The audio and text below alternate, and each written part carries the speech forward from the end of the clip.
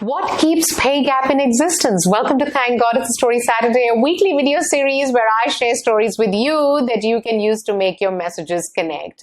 Now, on the 24th of March, some parts of the world, we celebrated Equal Pay Day. And as I saw this conversation about Equal Pay Day surface online, I was very quickly taken back to a time when I was responsible for not getting the pay I deserved. So the year was 2008. A colleague of mine and I were in Sydney. We had a day on the road because we were going and seeing all our clients. And then we got stuck in traffic for 40 long minutes. We were so bored that we started talking about all sorts of things. And this purely out of boredom chitter-chatter, my colleague mentioned his pay to me. He told me what he gets paid. And when I heard that, I wasn't bitter, angry, or anything of that sort. It was one of those, oh, okay moment for me. Then I came back to Melbourne and I really tried to comprehend, why is it that we are both directors? He's based in Sydney, I'm based in Melbourne.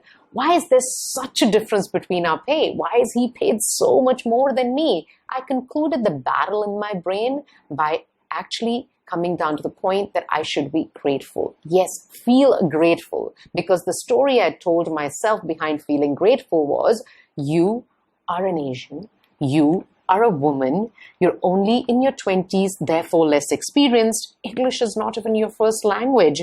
And wait for this one, I even told myself that Sydney is an important city, Melbourne is not that important of a city, and that is why people who live in Sydney get paid a lot more than people who live in Melbourne.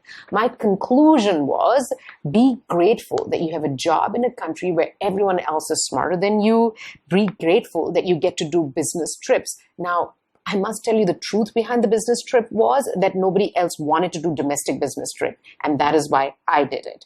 Be grateful that you get to be the youngest director on the team. Be grateful that you have a large portfolio of clients to handle. I mean, feeling grateful sure can give you this feeling of abundance and can make you feel better. But the question here was, are we women sometimes feeling so grateful that we don't know how to ask for what we deserve?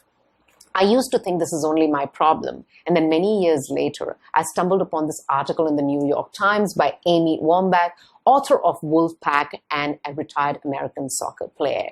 She says that I was so grateful for a paycheck, so grateful to represent my country, so grateful to be the token woman at the table, so grateful to receive any respect at all that I was afraid to use my voice to demand more. She says further that our gratitude is how power uses tokenism of some women to keep the rest of us in line.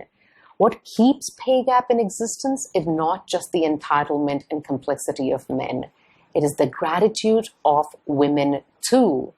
Old rule, be grateful for what you have. New rule, be grateful for what you have and demand what you deserve. Stay storied, and I will see you here next Saturday with another story.